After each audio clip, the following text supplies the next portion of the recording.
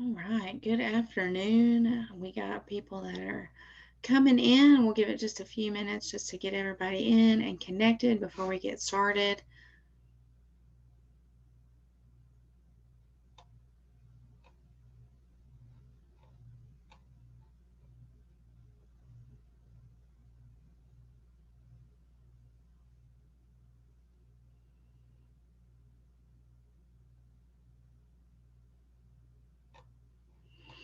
All right, so I will continue to monitor the waiting room and let people in as they come in. But for time purposes and to respect everybody's time, we're going to go ahead and get started. So this is series 2 in our attribute series with the Tennessee STEM designation rubric. And in these series, we're breaking down each of the rubrics into individual parts. So last Thursday, we broke down attribute number 1, which was infrastructure. And today we are hitting attribute 2, which is curriculum and instruction. So this is a really important one because we have some updated versions to this particular portion of the rubric. So it's really great that you all have joined us today so that you can hear the latest updates on these. And this meeting is being recorded. So of course you can go back with your team and skip to where we talk about some of this new language and some of these new attributes and be able to reflect from there. My name's Krista McQueen. In case you are not familiar with me, though, I see a lot of familiar names on the call today. There's my email, so make sure that you jot that down. That way you can contact me after this is over if you have any questions. We will have an opportunity for Q&A at the end of the webinar today. So if you want, you can throw them in the chat, but we'll just kind of blaze through. And then at the end, we'll go through those questions there and highlight any of those questions that people may have. So we're just going to dive right in. When we think about all of our attributes, when we're looking at the rubric as a whole, there are 5 total attributes. But if we have familiarized ourselves with the rubric or glanced at the rubric by chance, then we know that the Tennessee designation rubric has sub attributes within each of those attributes. So our attribute 2 is probably the biggest attribute out of the entire rubric, as meaning that it has the most sub attributes. So this one goes from 2.1 all the way from to 2.7. So this is really the meat of the attribute, because this one really focuses on curriculum and instruction, right? So this is really what's happening in our classrooms. When we think about the curriculum that we're already using, how are we framing it to be able to support those STEM initiatives and those STEM integrations, and thinking about how project and problem-based learning really play a part in our everyday teachings and our everyday instructions and our everyday classrooms. And all of those things to help make a well-rounded, program. So we're going to dive in from 2.1 and go all the way to 2.7. This particular series, we go over what that attribute is. We look at the rubric. We focus specifically on the model portion of the rubric. The Department of Education will only designate schools who earn 90% in the model area when we look at the rubric as a whole. So we only want to focus on getting in that model category, because if we do the math and we look at all of the attributes on the rubric, we know that we can only afford to get a couple in accomplishing in order to earn designation with the department certifying those schools that reach that 90%. So we're going to go ahead and dive right in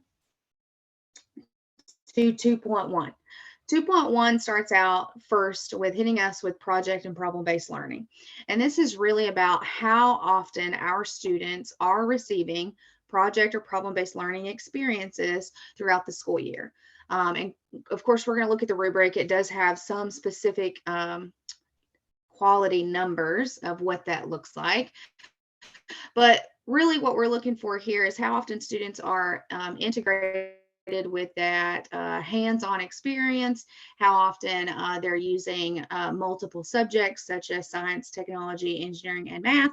And if we're shooting to get that A in there, thinking about arts being integrated in that too. So let's dive into what 2.1 actually looks like.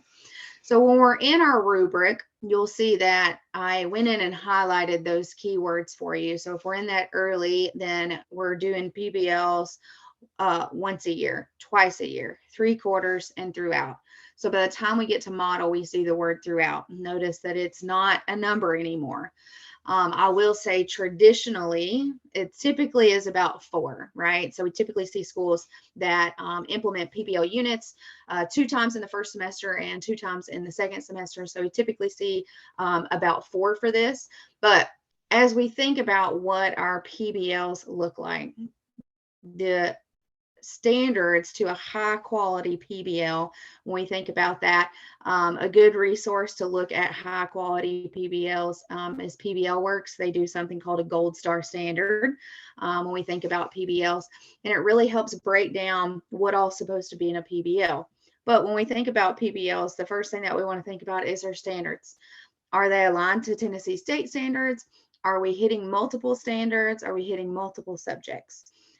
One of those things that the best way to always start out when we're planning PBLs is in our PBL meetings or our grade level meetings, thinking about our pacing guide and seeing where we can naturally overlay some of this hands-on inquiry-based learning. Second is an essential question. When we think about a good, high quality essential question, this essential question is asking our students to solve a real world problem that's relevant to their community and poses many different solutions. So that means that if my students are working in groups, that there are going to be multiple different groups that come up with different solutions all to the same problem. So that means that all of my students, that when they come up with a design or a prototype or an idea, that they're not all going to look the same. So essential question, standards. Also, when we think about PBLs, the PBL, we want to try to avoid sticking a PBL at the end of something that we do, right? When we think about a PBL is all of the activities that we normally do every day in the classroom that lead up to this culminating event. And this culminating event is when our students, and it's a lot of times people assume that when we do a PBL, it means that we actually have to physically build something. And a PBL can be lots of different things. It does not mean that our students have to physically build or produce a prototype. They can produce prototypes in different ways, and that could be through a digital creation, that could be through a presentation, that could be through a video. So there are lots of different ways for students to showcase what they've learned in a unit, and it doesn't always necessarily have to mean that they develop something by hand. So let's take a look at some of the examples of what 2.1 could be. So when we think about this, you're going to see short-term and long-term projects. And we put short-term and long-term projects on there because a lot of times I get a question of how long should a PBL be? And there really is no good or short answer to that. I've seen PBLs done in a week. I've seen PBLs done over 2 months. I've seen PBLs do in a day, a mini PBL. So there are lots of different ways that you can create short and long-term projects that are implemented throughout the school year. But the key is that we want to make sure that they're real world, that we're asking our students to solve problems that relate to them, relate to the world around them, nationally, globally, locally, but that they have opportunities to create arguments and solutions. They have an opportunity to collaborate and communicate with their classmates. They have, when we think about those 4 C's, they have an opportunity to implement those within the classroom. So here, when we think about evidence, you can create a schedule of all of the PBLs that occur in your building, in your classroom, with PBL planning documents and evidence of that PBL in action. So typically when a school submits an application, this is typically an example that I pulled just right out of an old application. So we typically see a chart that's been created where the project description tells us a little bit about the PBL. It tells us the grade level, the number of students, and then that lesson plan is then linked in to support that PBL. So when we think about physical evidence, this is something that you would put together specifically for 2.1, where you put a table together to showcase all of the PBLs that your students are working towards in all of your grade levels.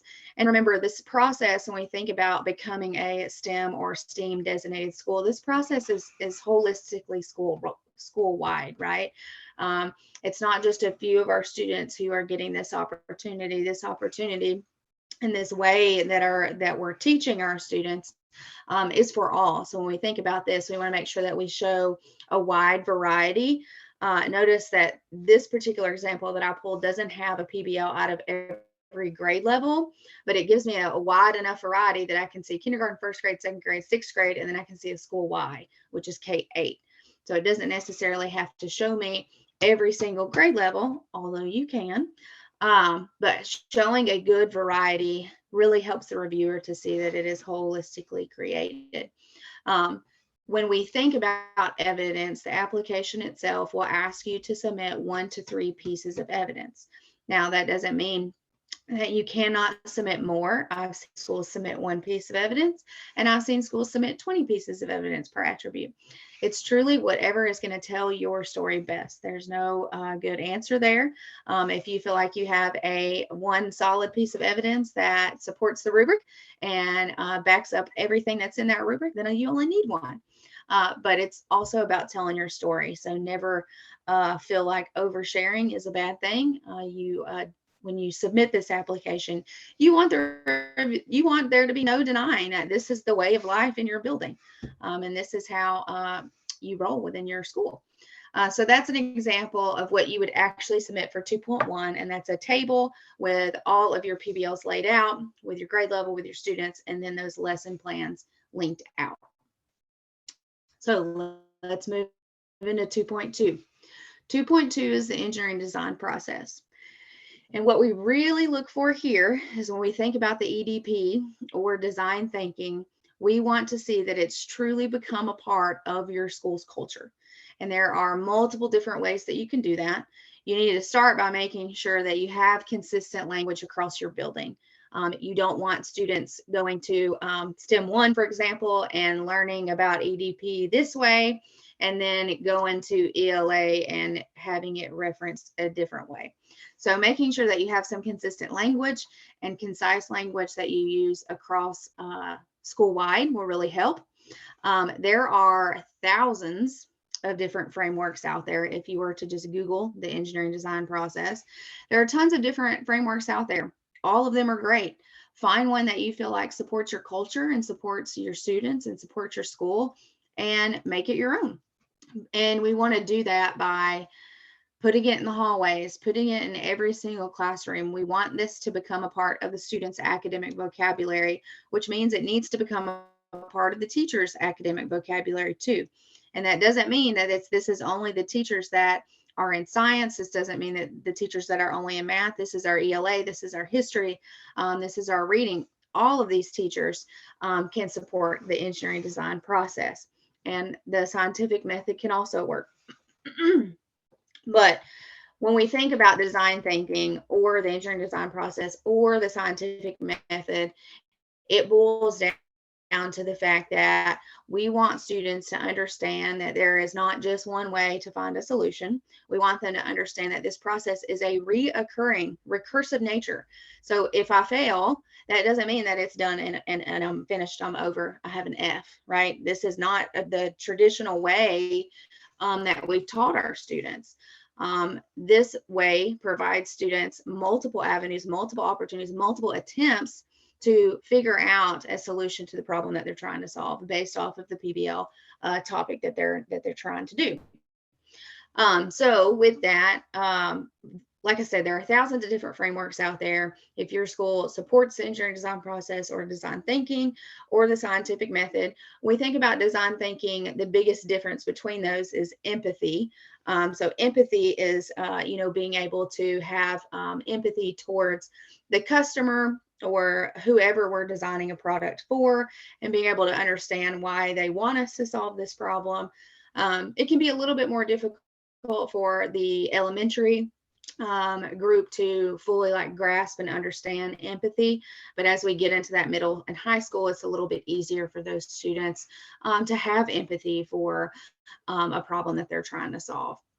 But either way, a couple of different things that we can think about when we think about evidence for this piece. There are tons of different ways that you could showcase that students are incorporating the engineering design process, the scientific method, or the design thinking process within your classroom. One of those is being able to showcase pictures of students being able to collaborate or communicate or work in a engineering design notebook. You can also think about peer and self-assessments on different products, being able to submit rubrics, being able to show that they're solving real world problems, or portfolios, which is kind of similar to the engineering design thinking process. But I linked out a old school's application here for this particular piece, and I'm going to pull it up and we're just going to kind of run through it. So schools submit evidence in all kinds of different ways. I've seen where a school has built out their own website with Weebly and everything is set up in Weebly. Lots of times we get Google Drive, which this is what this is. And so this is their 2.2 that they submitted. And this school did earn designation. So that's why I feel confident in showing you this.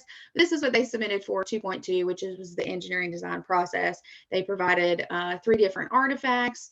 They provided what the artifact was their EDP posters that they adopted and put in all of their classrooms throughout their room. So they're just examples of pictures of that poster and students being able to utilize that poster throughout the room. So again, these pictures, they have little call outs to kind of help us understand what exactly is happening in this picture, which is always nice, but it's also not necessary. Don't feel like that you have to do that, a blurb for every single picture.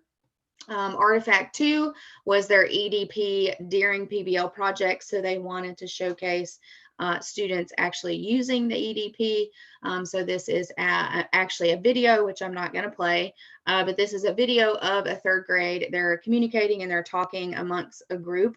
And they're talking about the different phases that they're on. They're actually brainstorming and sharing their idea for the project.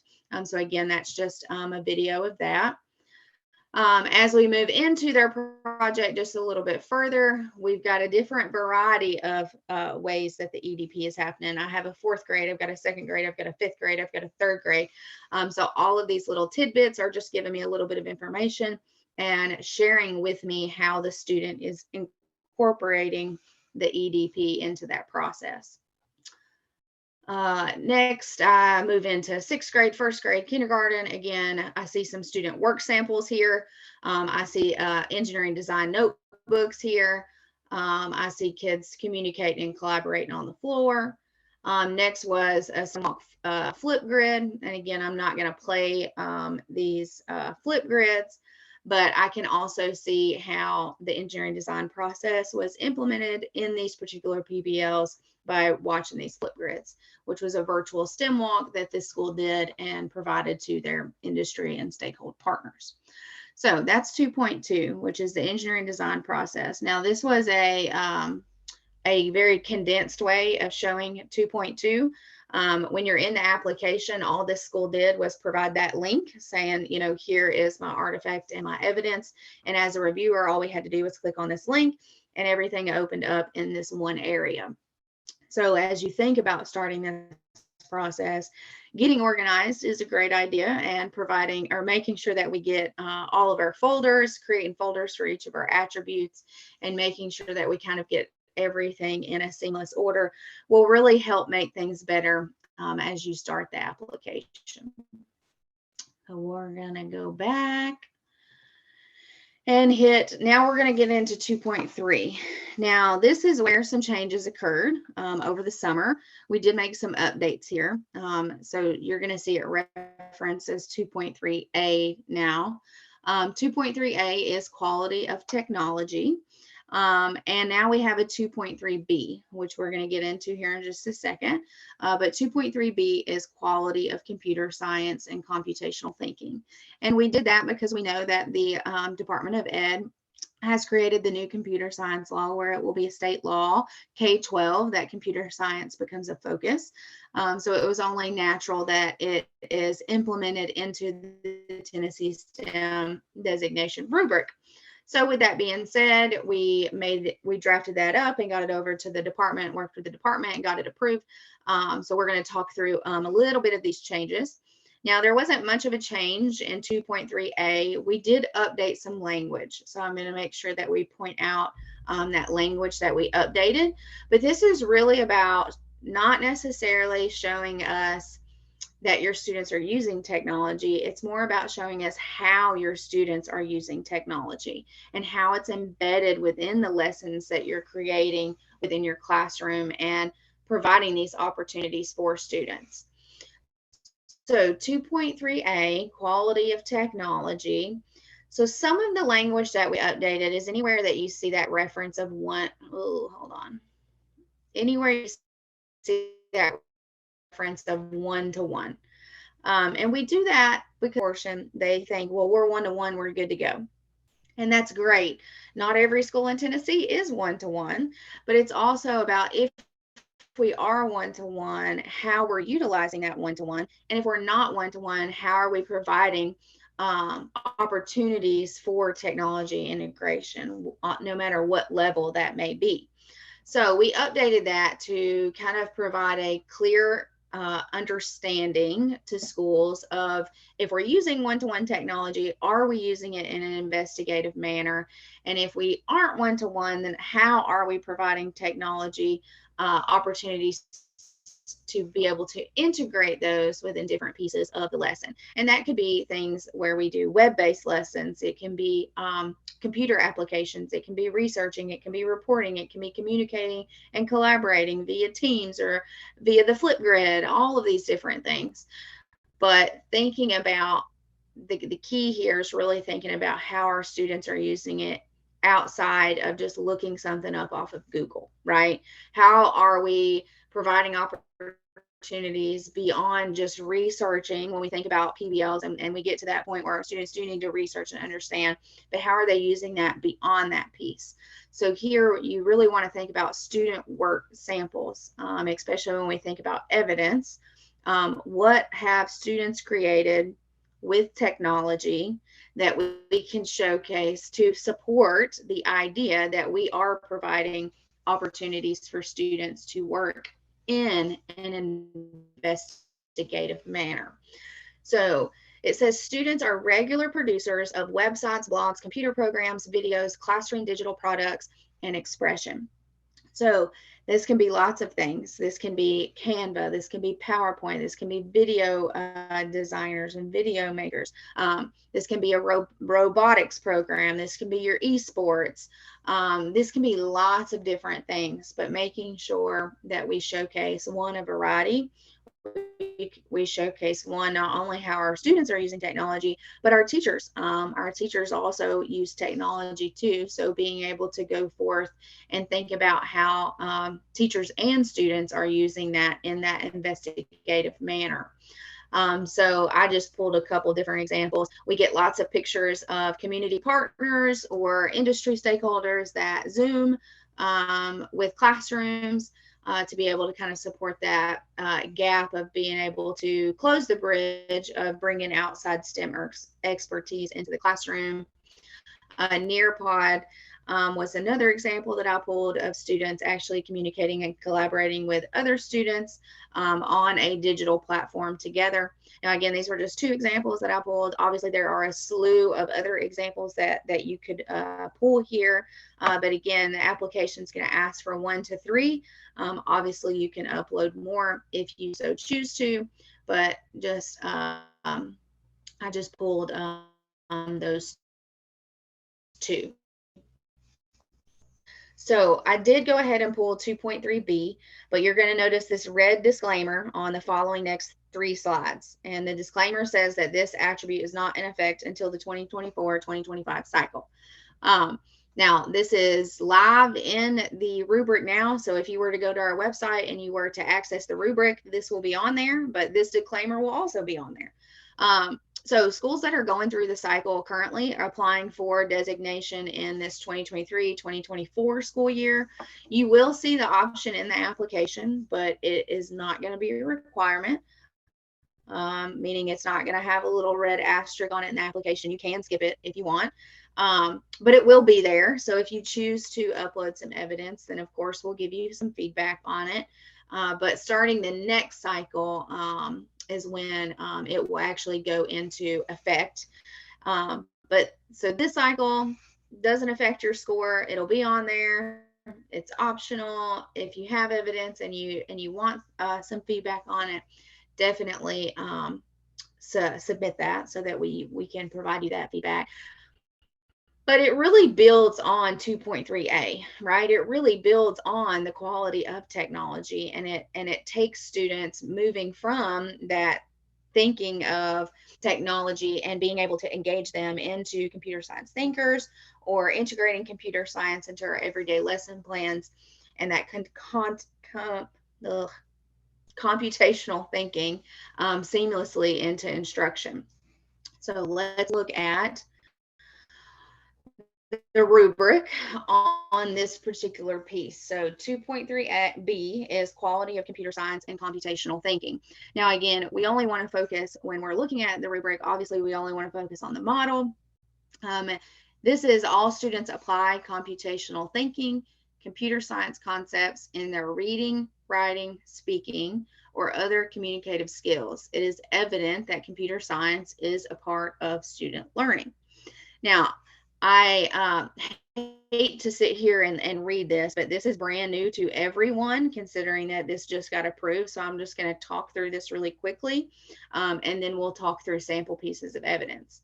The second part to that is teachers intentionally integrate computer science or computational thinking, and students connect these to a content area both inside and outside of computer science through student work products. So student work products, again, is going to be a really big key here. We talked about student work products for 2.3a, and spoiler alert, some of the evidence that you use for 2.3a can probably also be used for 2.3b. The third part on that model says students create work products through the integration of coding, mobile app development, software development, web designs, networking, cybersecurity, all in conjunction with the lesson. So that just gave you a slew of different artifacts or pieces of evidence that you could use when we think about what our students are doing in the classroom. The last part of that says that students analyze those work products with that engineering design process, being able to collaborate, communicate those effectively without being able to do that otherwise. So let's think about what this actually looks like. And we've provided you with a guidebook to help schools kind of think through what this 2.3b looks like, which is really nice that you can take the year, because since it's not going to be in effect until the next cycle, to really think about what computer science integration is going to look like in your school. I know that we just completed the Reach Them All training, where our computer science team went and worked with almost all of our districts in the state to kind of support that and kind of build this network of help as you go back and start implementing this within your county and within your district. But if we look, it says that students move from being passive users of technology to engaged and innovative computer science thinkers.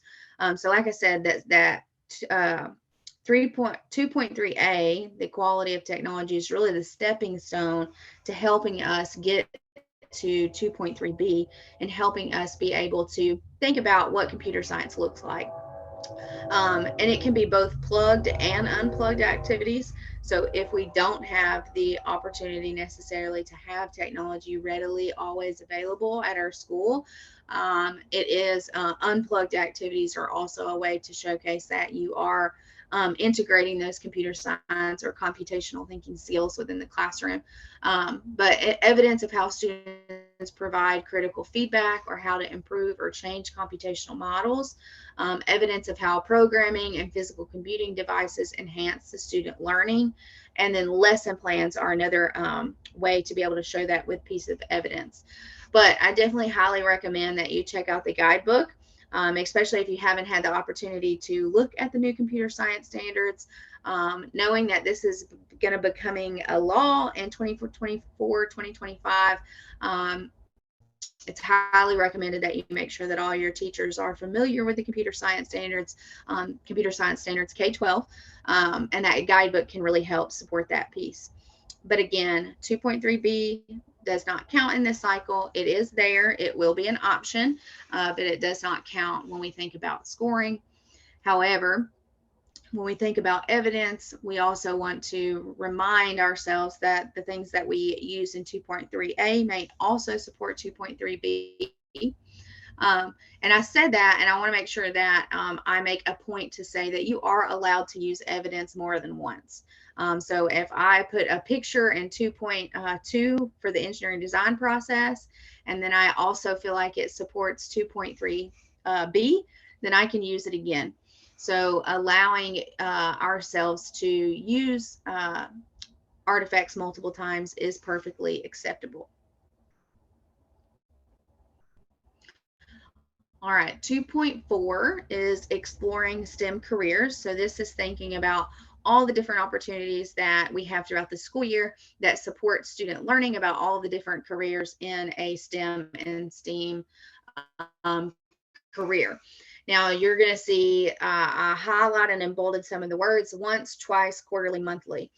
So when we think about monthly, we do not ask for a specific calendar for you to give me a date of when all of these different exposures happen. This piece is really about providing enough evidence that it shows the reviewer that you have multiple different opportunities throughout the school year that support students learning about STEM and STEAM careers, that they learn about employability skills, guidance from teachers, and guidance from business partners. And you can see their career fair, etc. Now, career fairs are wonderful. They're great.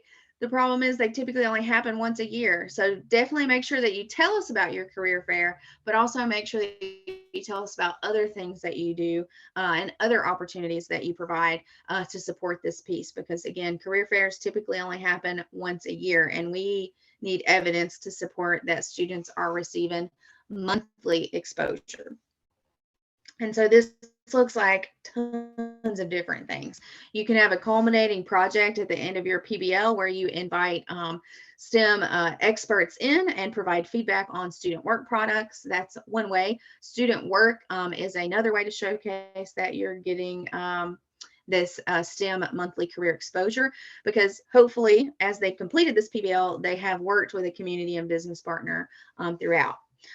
If you have guest speakers or a speaker series, if you have job shadowing opportunities, if students get to tour different businesses, or they have mentorships or internships with different organizations. And typically we see that in the middle and high school areas.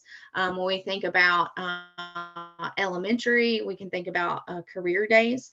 I've seen career day Fridays where once a month the elementary school supports a career day Friday.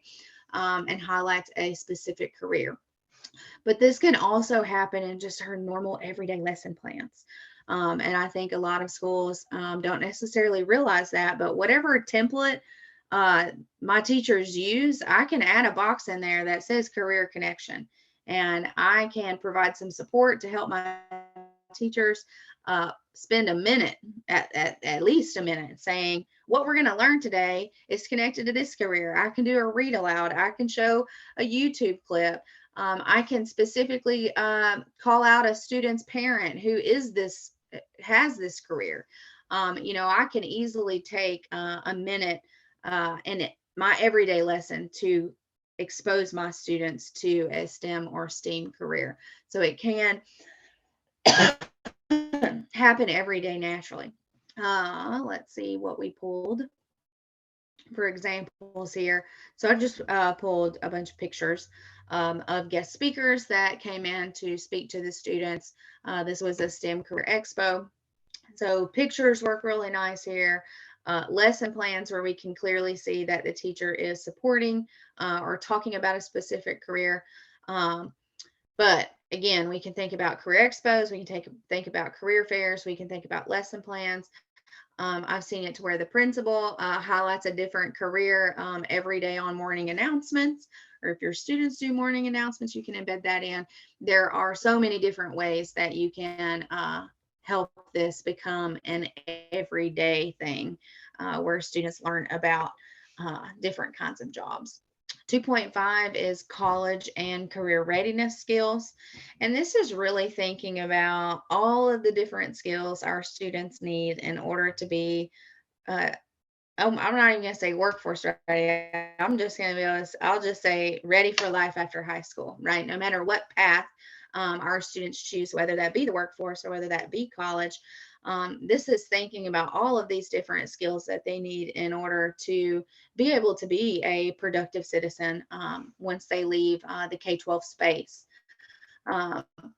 So when we look at the rubric here, it's reference to the Tennessee Department of Education's employability skills checklist.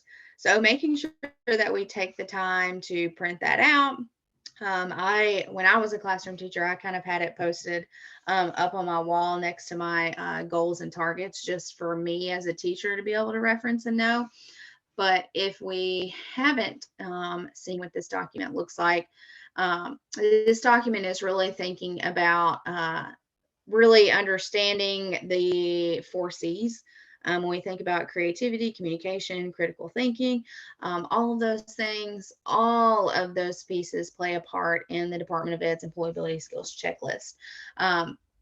So getting this document, printing it out, when I helped my school go through this process, we printed it out and put it in every teacher's mailbox, and just encouraged them to hang it up in their classroom and to be familiar with it.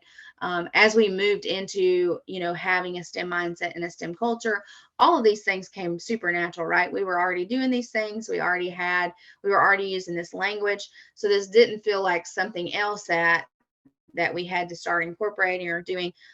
We put it in our classrooms just for reference, but we were already using all of this language. We were using these 21st century skills. All of those things kind of came naturally there. But being able to show that we are supporting students with those 21st century skills and those 4 C's, we typically can see that when we review a lesson.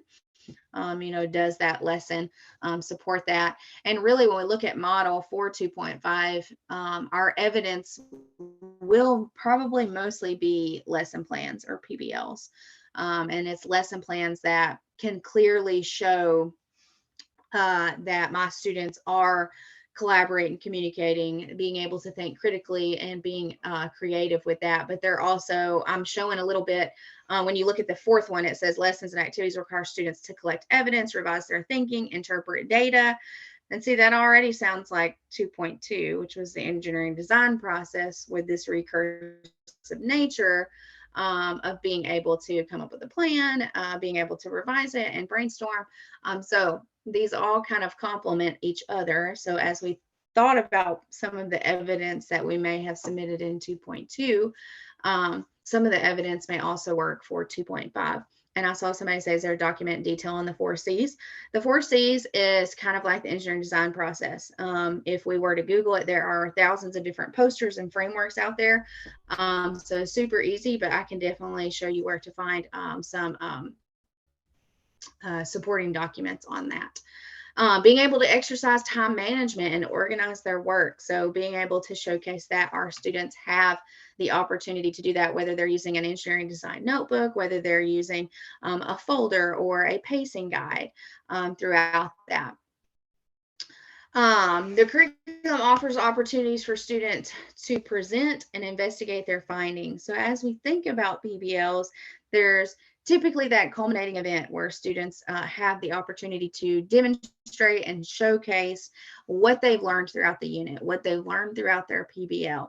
And lots of times we hope that that is in front of an audience because that helps us with our employability skills checklist. We hope that it's, whether it's in front of their peers, in front of their administrators, in front of another classroom, younger students or older students, or community partners. They've presented to an audience what they've learned. And if they've built a prototype or a product, then they're talking about that and showcasing that and showing how that has provided. So I have linked in another school just straight from an application so that we can walk through it for 2.5. And again, this is the same school, so you'll see that they uploaded again in this PowerPoint form. They provided 3 artifacts, and we'll kind of quickly talk through what they submitted for 2.5. So 2.5, we see 4th grade and we see 5th grade. And again, this is thinking about the 4 C's. This is thinking about employability skills checklist. So this is thinking about a little bit of that EDP, right? It was talking about interpreting data and revising our thinking. So here we see students sitting in a circle. I clearly can see that they have some type of notebook and some type of whiteboard. It tells me that they're having a discussion as to why the scientists study the rainforest. Here, this other picture, I can see multiple different classrooms are getting to hear from a community partner and electrical engineer. So again, these are all just pictures that they've provided here and provided a little bit of ways that that's being hit. So you can see they're highlighting the 4 C's. So here's communication, evidence. Here they did collaboration and provided some pictures. Here they did critical thinking and provided some pictures and a blurb. And then they did creativity and provided a blurb.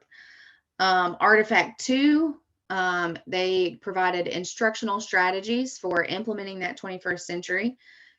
So here they dove into something that they do in their school called Habits of Mind.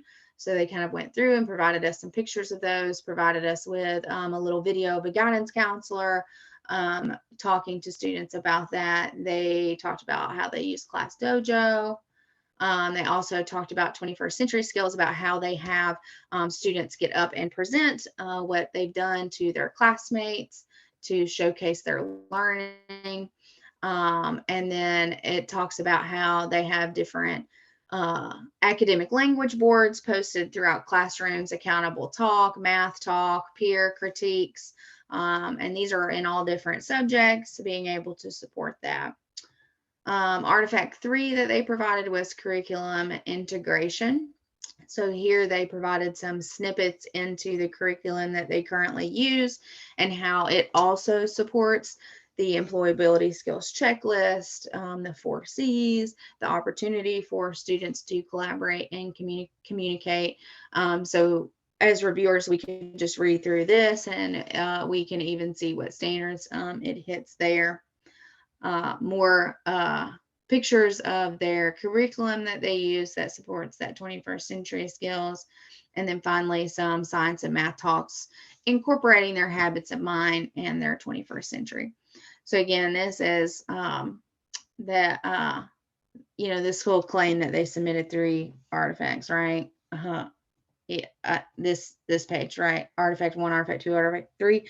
But really, when it boils down to it, there's multiple different pieces of evidence just based off of, this one alone just has 3 pictures on it, right? So there are tons of different ways that you can showcase this in order to get model in that category. All right, 2.6 is integrity of academic content. So this is really thinking about the standards that we're using. One, are they anchored and rooted in Tennessee state standards? And making sure that the lessons that we provide, the opportunities that we provide, they really focus on this big idea, this foundational skill, this open concept. We've talked about providing opportunities for students to solve problems in multiple ways, meaning that not every student's going to come up with the same answer. And really, integrity of academic content supports that. it supports this big concept or big idea. When we look at model on the rubric for 2.6, the academic content for learning experience is accurately portrayed, and it's tied to multiple content standards and focused on helping students acquire deep understanding of a big idea or foundational skill critical to the future learning. So when we think about the PBLs that we may already be doing in our building, or the PBLs that we have goals to start incorporating, is we want to make sure that we are tying them to multiple standards. When we think about STEM, it's science, technology, engineering, and math. That doesn't mean that I need to be hitting all 4 of those subjects every single time I do a PBL, but it does mean that I need to be rooting and searching for ways to implement science and math together, or science and reading together, or math and reading together. It's always a good goal to start out, is to focus on 2 subjects merging together so that you can provide opportunities to hit multiple content subject areas. This is a lot more natural when we think about designing PBLs at the elementary level, hitting those multiple standards. As we get into middle and high school, we get into more silo-based classes where our students are changing classes, where we're on block schedule. But those subject area teachers can come together and create one PBL together, and students are just receiving that specific portion of the PBL when they're in their classroom. So if I'm in a middle school or high school and we've planned a freshman PBL, then in math class, as a math teacher, I may be responsible for teaching this particular portion of the PBL. And then in science or biology or chemistry, that's where the student may actually be working on that final product, whatever it may be. So there are ways to make sure that all of our teachers feel confident in creating a space where we have multiple content area subjects listed. Students create multiple solutions. We've talked about that several different times today, being able to provide an opportunity for them to show their skills and knowledge. They're talking about coming up with conclusions and evidence. And this goes back to what somebody said in the chat too, is that scientific thinking. We think about hypotheses and reasons and conclusions.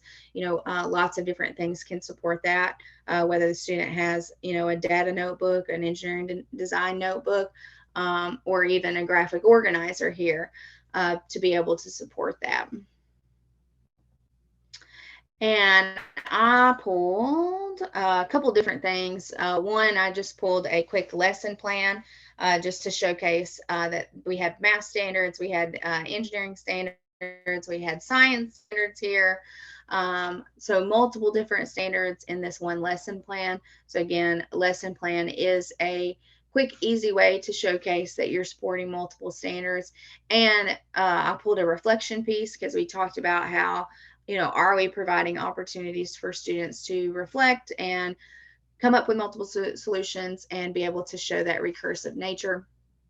I also pulled the same schools 2.6 for this one, because this one went into just a little bit more detail. I wanted to think just a little bit outside the box of different ways to showcase evidence here for 2.6, which again is focusing on multiple standards. So one of the things that they submitted here that I wanted to point out was anchor charts that the teachers did in their PLC meetings. They used something called a 4-square planning model, and they organized their standards with the connection of this 4-square planning. So lots of times in grade level meetings or PLC meetings, we do messy brainstorms like this, and these are great ways to show how teachers are collaborating together and communicating together. So taking a quick picture of those can help really support this 2.6 piece, where we're really trying to think about all of our subjects and kind of pull those subjects all in together. So with the 4-square planning model, if you're not familiar, they've taken their major subjects, so science, social studies, math, and then they did real world connections. And they just started brainstorming, and in the middle they had community partners. So they kind of took their pacing guide from here and started blasting out ideas of what they should have been doing.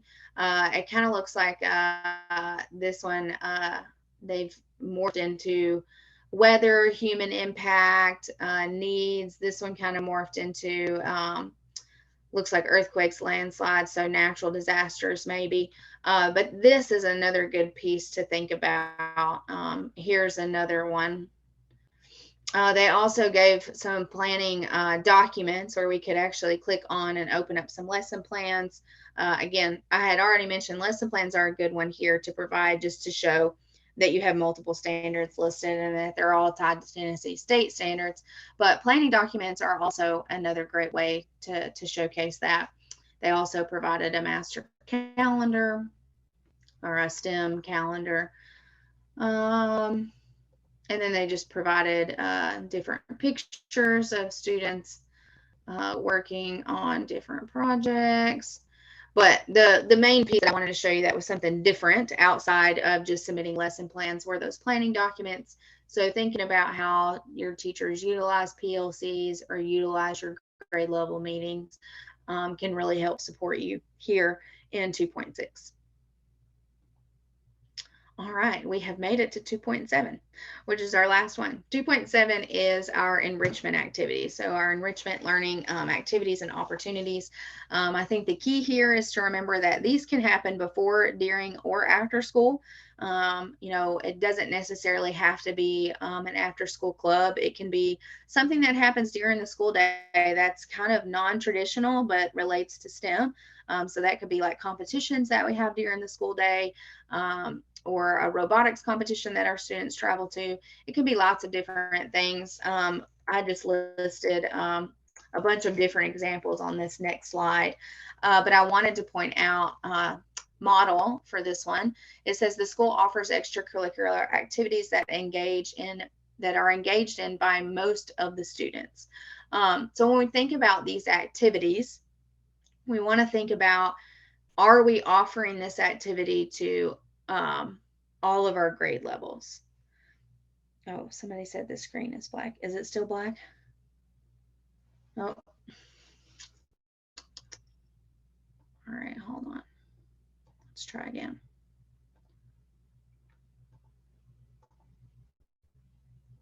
What about now? Are we good? Are we back?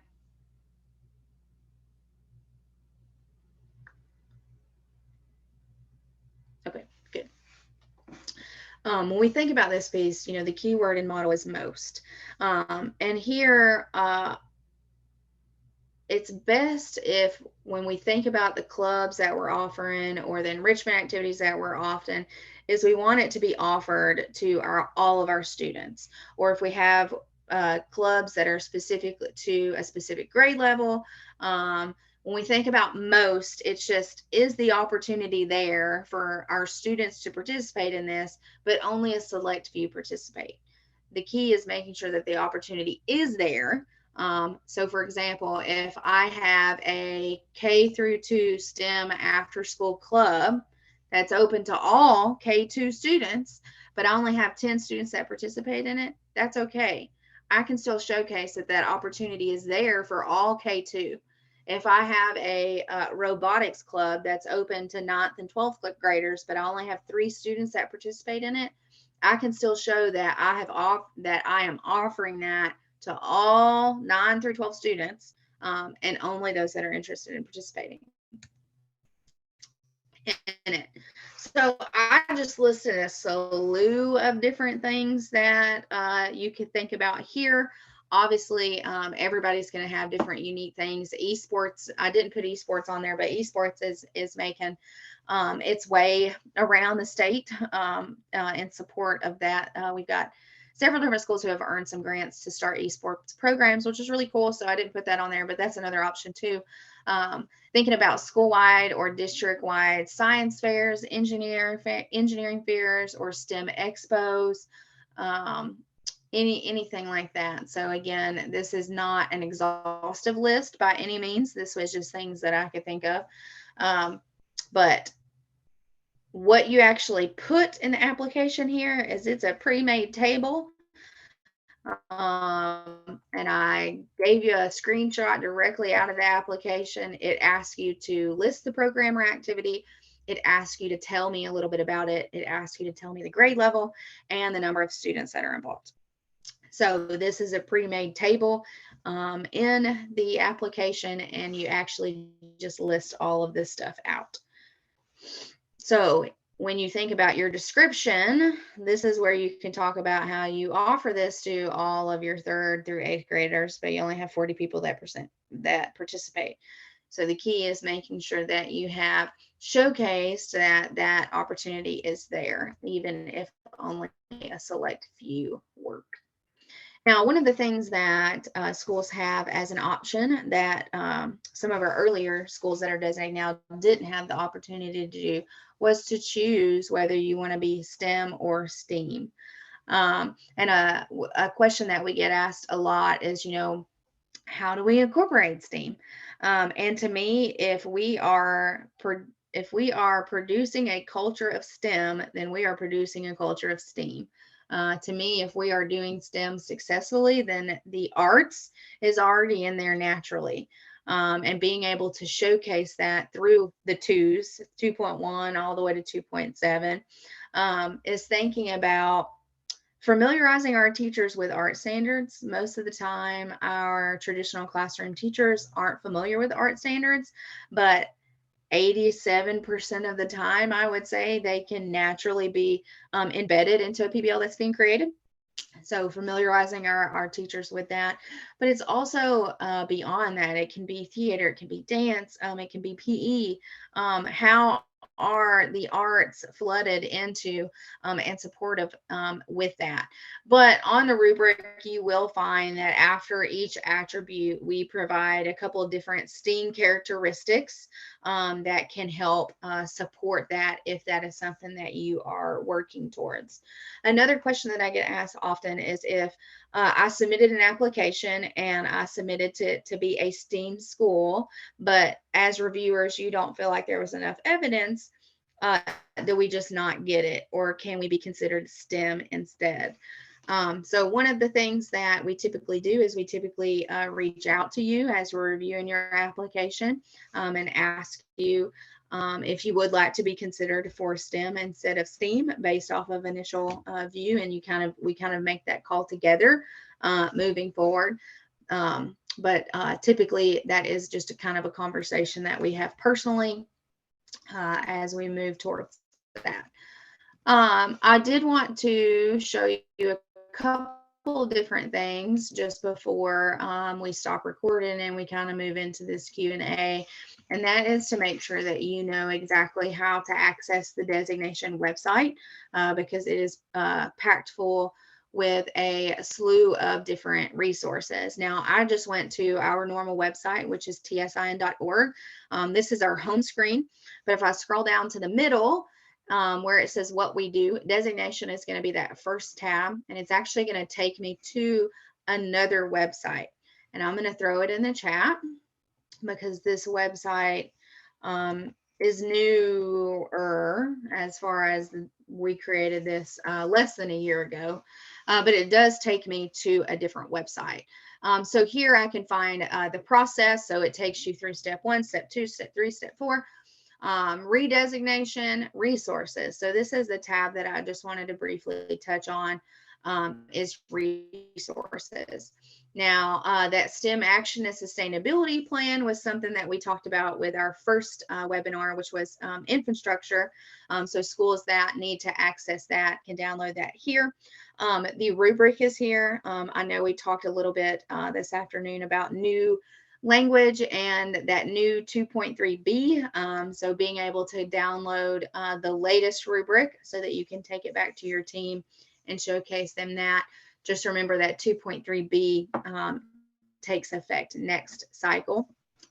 Lots of other different resources here. The self-assessment is here. So the intent to apply is open right now. It closes on October 6th, and we ask schools to complete a self-assessment. And we do that because it's really helpful and beneficial for you all as a building to self-assess where you feel like you are. and you submit that, and then we get to have a one-to-one conversation and kind of walk through the self-assessment together, and we immediately offer you feedback and some action steps that you can then go out and work towards over the next couple of months implementing those action steps. This STEM needs assessment is really great. So this is on here for schools that are kind of on that 2-year track of really just thinking about the idea of becoming a STEM or STEAM school. But this is a really great document to highlight or just to kind of check. So it actually gives you 3 different phases to think about in year 1. You think about what is STEM or STEAM.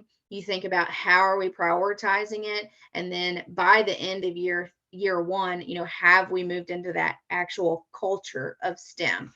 And this provides you with some really nice action steps if we're just starting out. I mean, it tells you exactly what you should be doing within that first year to kind of make these changes happen.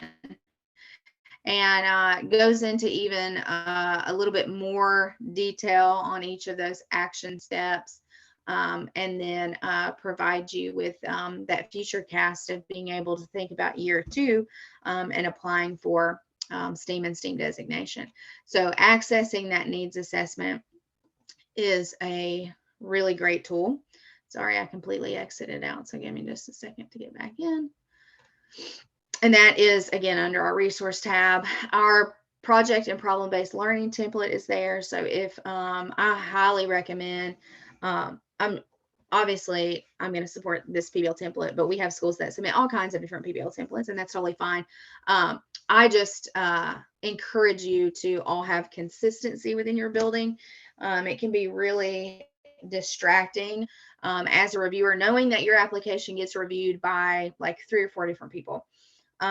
It can be really confusing when I look at a 9th grade lesson plan and it is in a totally different order than a 12th grade lesson plan. So it is really nice when there is consistency, and every time I look at a lesson plan, it's in the same format. So thinking about that. But if you don't have a PBL template and that's something that you want to work towards, there is one there. This evaluation crosswalk, lots of times we have district level leaders or administrators who say, okay, but how does this support the team rubric, the evaluation rubric? How does it support the team administration rubric? And so we provide you with a crosswalk that shows just how this process and this way of teaching and this culture will support those rubrics for those evaluation processes. And then if your administrator or your district leaders need that additional push to talk about how this process is great, we do have some data out.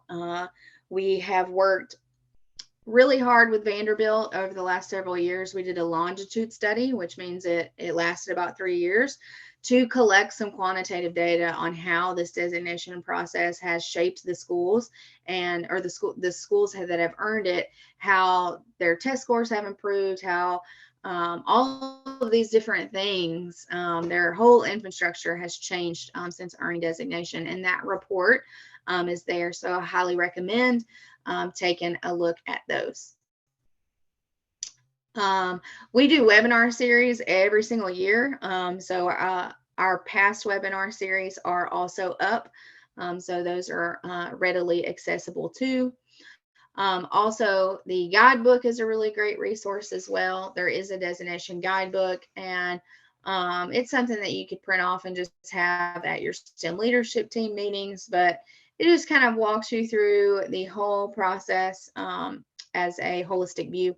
It provides you with a timeline, walks you through eligibility, and then it breaks up every single attribute in the rubric components. So that is a great resource there as well. So I just wanted to point out the website just to make sure that you know that that website is there. The other piece to that is we are obviously recording all of this webinar series currently, and we will update those. So right here, this is all of our upcoming webinars. Attribute 1 has already been recorded. I already have it uploaded into YouTube. I just need to be able to update it here, but you'll find it here. And it'll take you out to our YouTube channel. It typically takes about a week or so for me to get them cut and get them down and get them up on the YouTube channel. But when you get to the home page of the designation page, they will just be on this home page. So when you want them, you can access them here, and then after the year is over, and they'll kind of re-fall down with those other steps there. But again, the intent to apply is currently open for this current cycle, and it's closes in just a few weeks on October 6th. So the step to that is completing that self-assessment. When you complete the self-assessment, there is that intent to apply form, and a lot of schools say that they get here and they can't find it. It's actually all the way down at the bottom. This is your intent to apply. So you typically fill out your school name, fill in all those boxes, and then you will upload your self-assessment here. So at the top, you can grab the self-assessment. You can grab it in a PDF or a Word or any other type that we put on there, and you'll complete the self-assessment. The self-assessment looks just like the rubric, okay? But at the bottom, it will allow you to put an X or a check as to where you're falling on the rubric. So when I think about everything that we've gone through today, we started at 2.1. So in 2.1, would I self-score myself early, developing, accomplishing, or model? And I would put an X there. And so I would do that through the whole rubric, and that's what gets submitted.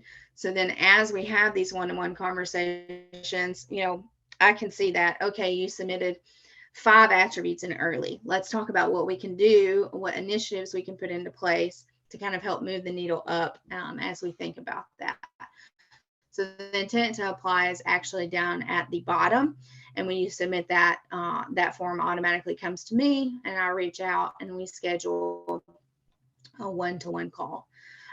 So being able to access this page is great. The last thing that I wanted to point out is back on our tsin.org, and I wanted to point out our STEM hubs. Another question that I get asked often about is what PDs are out there. So I just want to make sure that you are aware that we have STEM hubs strategically placed across the state, and they offer boots on the ground PD. So under the Who We Are tab in the middle, you'll see our STEM Innovation Hubs. And so if you click on them, it will provide you a little overview as to why we did the hubs. We did the hubs because we're a very small team. So being able to enact some partners throughout the state helps. But there are 7 different hubs. Each of them have their own website. They do all kinds of different things. Doing my teacher thing. I'm going to mute that real quick. All of our hubs have lots of different things, but they all have lending libraries, which are great. Lending libraries allow you to check out multiple different pieces of technology. So let's say that you wanted your students to play with robots or learn how to code or lots of different things. You could request to check out a class set of robots and be able to go pick those up. So take the opportunity to find the hub that is closest to your school. A lot of the hubs with the lending libraries will meet halfway for you to get the item, and a lot of them let you keep them for like a month at a time. They also have tons of PD. They do tons of in-person PD on all kinds of different topics, whether it's PBLs, whether it's STEM culture. They do all kinds of different PDs, and some of them are virtual. They're always free. So it's just a really great opportunity, and making sure that we're aware that our STEM hubs are there to support us as well. All right, I'm going to go back really quick so that you know that next Thursday we are hitting on attributes 3 and 4. So attribute 3 is quality of professional development, and attribute 4 is thinking about achievement and data. Each of those have 2 subsets in them, 3.1 and 3.2, and 4.1 and 4.2. So they're a little shorter, so we can combine them to be able to talk about both of them. But I'm going to scroll right back up to that page that has my email on it just one more time, just to make sure that you have the opportunity to take a picture of that or jot that down so that we can be in communication so that I can best support you throughout this process. But I really appreciate each of you joining me this afternoon for our second series. We hope that you join us next Thursday for series 3 and 4. I'm going to go ahead and stop recording, but we can go into a Q&A. If anyone has any questions, I'm happy to